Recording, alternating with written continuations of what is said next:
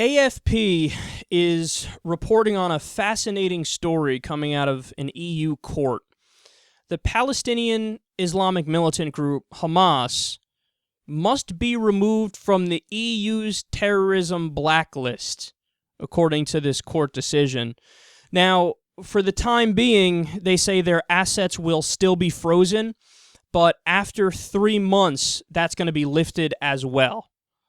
So they're basically saying, hey, we're declaring that this group is no longer a terrorist group. Now, that appears to be the case as of this part of the story, but hold on, because later in the story it gets much more complicated. They say, quote, the General Court finds that the contested measures are based not on acts examined and confirmed in decisions of competent authorities, but on factual imputations derived from the press and the internet. So they also did this recently, I think, with the Tamil Tigers, is it?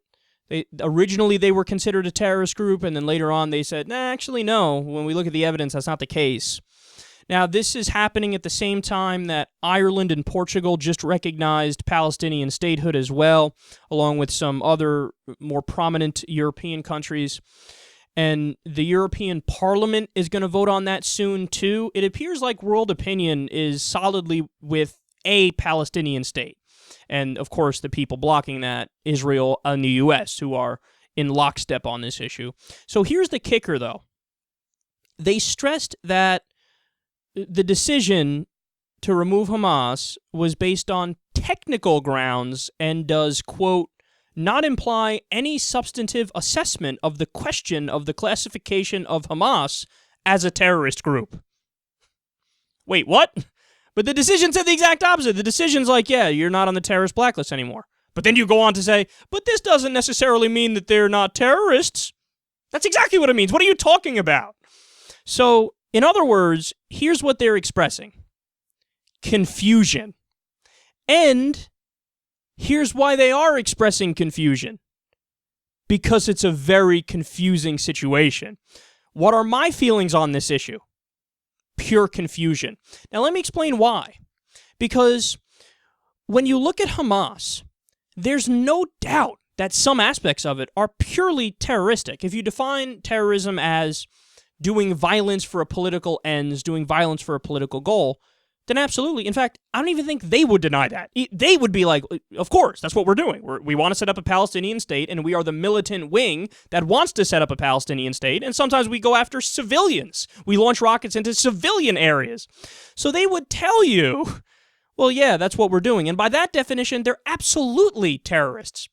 But on the flip side, one can make the argument, well, look, the Palestinian territories are occupied. If you look at the history of the region and the surrounding region and post-1967 and what happened from then until today, you realize more and more land has been taken by Israel and the Palestinians are under occupation. Gaza is 100% occupied, right? I mean, they're blockade and all this stuff. Sometimes they loosen it a little bit, sometimes they make it stronger, but they're occupied. So if they're occupied, then don't they have a right to defend themselves from this occupation?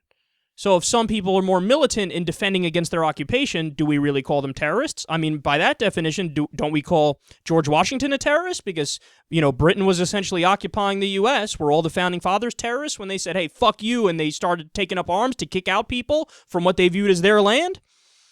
Look, you can make the argument with Hamas the same thing, that they're fighting in self-defense, trying to get their land back from an occupying force. If somebody comes in your house and kicks you out, right, and then you take up a gun against them and point it at them, does that mean you're a terrorist, or does that mean you're just defending your own land?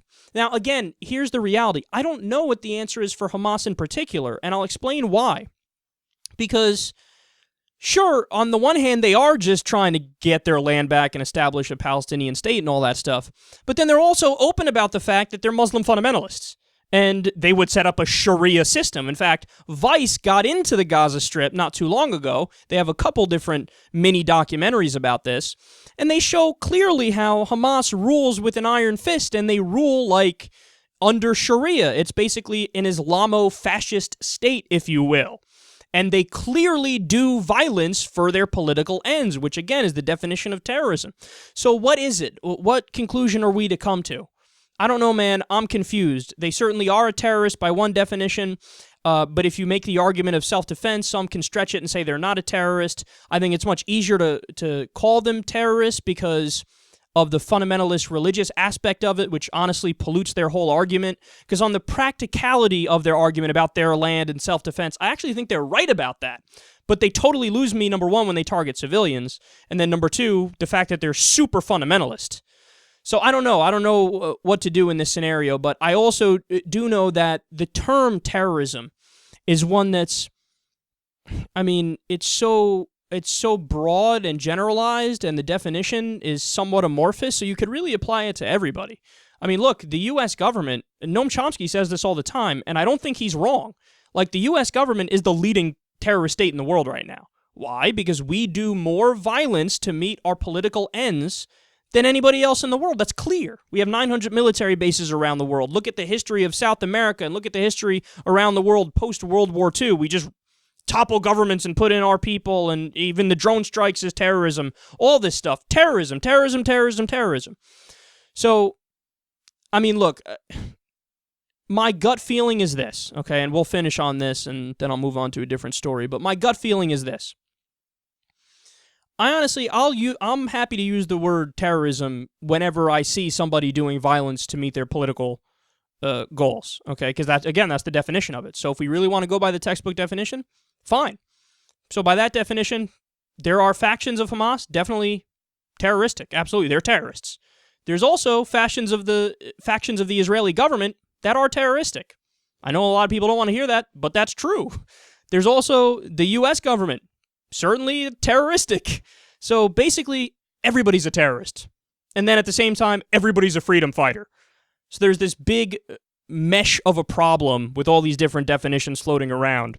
And what you have to do, I guess, this is the best way to answer it, is go on a case-by-case basis and be as nuanced in your analysis as possible.